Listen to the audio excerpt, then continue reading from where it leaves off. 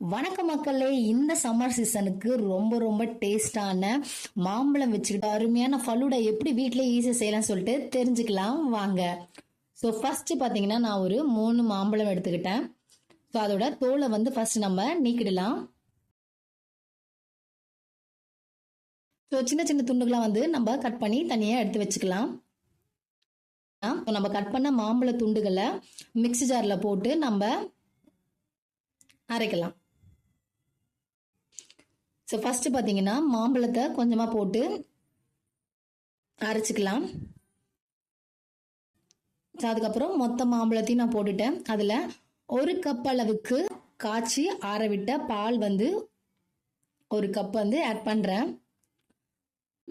1/4 cup அளவுக்கு milk mat வந்து add பண்ணலாம். ஆட் பண்ணி நல்லா அரைச்சி வச்சுக்கலாம். ஒரு பவுல் எடுத்துக்கலாம். இதில் ஒரு 1/2 கப் அளவுக்கு கார்ன்ஃப்ளவர் மாவு, அதாவது சோள மாவு வந்து ஆட் பண்ணி கொஞ்சமாக தண்ணி நம்ம சேர்த்து நல்லா மிக்ஸ் பண்ணிக்கலாம். ஸோ இன்னமும் கொஞ்சம் தண்ணி ஆட் பண்ணி நல்லா இது போல் நம்ம மிக்ஸ் பண்ணி வச்சுக்கலாம். ஸோ எதுக்கு நம்ம இதை யூஸ் பண்ணுறோம் பார்த்தீங்கன்னா, ஃபலூடால எப்போதுமே வந்து பார்த்தீங்கன்னா ஒரு சேவர் செய்வோம் பார்த்தீங்களா. ஸோ அந்த சேவர் எப்படி செய்யறது பார்த்தீங்கன்னா, நம்ம வீட்டில் இருக்கிற இந்த சோள மாவு வச்சு செய்யலாம். இல்லை உங்கள் வீட்டில் சேமியா இருந்தாலும் அதையும் நீங்கள் வேக வச்சுட்டு ஆட் பண்ணிக்கலாம். இது போல தண்ணியா இருக்கணும், நல்லா கட்டியா இருக்கக்கூடாது. ஸோ ஒரு தவா எடுத்துக்கிட்டேன். ஸோ அந்த தவால நம்ம இந்த மிக்ஸ் பண்ணி வச்சிருந்த சோள மாவை வந்து ஆட் பண்ணலாம். ஸோ ஆட் பண்ணி நல்லா மிக்ஸ் பண்ணுங்க. ஸோ மிக்ஸ் பண்ண பார்த்தீங்கன்னா இது போல நம்மளுக்கு கொஞ்சம் கொஞ்சமா உங்களுக்கு அங்கே கட்டியாக ஆரம்பிக்கும். ஸோ இங்க பாருங்க, சரி ரெடி ஆயிடுச்சு. ஸோ இது போல் கட்டித்தன்மையான பார்த்தீங்கன்னா நம்ம வந்து அச்சு எடுத்துக்கலாம். அதாவது ஸோ இடியாப்ப அச்சு எடுத்துக்கிட்டேன். இந்த மாவு வந்து நம்ம ஆட் பண்ணிக்கலாம். ஸோ ஆட் பண்ணி ஸோ ஒரு பாத்திரத்தில் நான் வந்து பார்த்தீங்கன்னா ஐஸ் கியூப் போட்டு வச்சுருக்கேன். ஸோ சில்லுன்னு இருக்கிற அந்த ஐஸ் கியூப் மேலே நம்ம இதை நல்லா திருகி விடலாம். திருகி விட்டிங்கன்னா பார்த்தீங்கன்னா அது மெல்லிசா நமக்கு அந்த சேமியா போல் அங்கே வர ஆரம்பிச்சிடும். ஸோ அவ்வளோதான். ஸோ அவ்வளோதான். இதை எடுத்து நம்ம தனியாக வச்சுக்கலாம். ஸோ 2 கிளாஸ் எடுத்தாச்சு. நம்ம அரைச்ச மாம்பழத்துக்கு 3 மாம்பழத்துக்கு பார்த்தீங்கன்னா 6 பேர் வந்து சாப்பிடலாம் ஃபலூடா. ஸோ அவ்வளோ வரும்.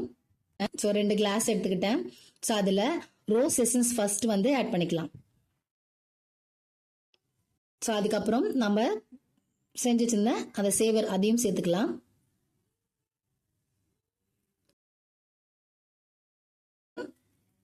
ஒரு டேபிள் ஸ்பூன் அளவுக்கு சப்ஜா வந்து நான் ஆட் பண்ணுறேன். ஸோ சப்ஜா வந்து நீங்கள் ஒரு டேபிள் ஸ்பூன் ஊற வச்சாலே நமக்கு ரொம்ப அதிகமாக கிடைக்கும். ஒரு 2 மினிட்ஸில் நல்லா ரெடி ஆகிடும். ஸோ அதை ஒரு டேபிள் ஸ்பூன் வந்து இதில் ஆட் பண்ணுறேன். ஸோ ஆட் பண்ணி கொஞ்சமாக மாம்பழத்தை குட்டி குட்டியாக கட் பண்ணி வச்சுருக்கேன், அதையும் இதில் சேர்த்துக்கலாம். ஸோ அதுக்கப்புறம் நம்ம மிக்சியில் அரைச்ச அந்த மாம்பழம் அதை வந்து ஆட் பண்ணலாம்.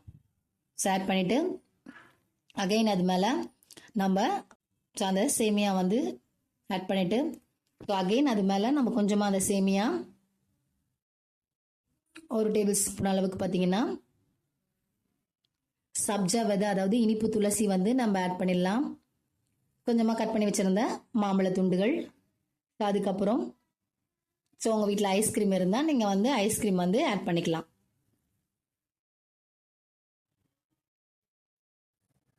ஸோ அவ்வளோதாங்க. ரொம்ப ரொம்ப அருமையாக டேஸ்டான ஸோ மேங்கோ ஃபலூடா ரெடி ஆயிடுச்சு.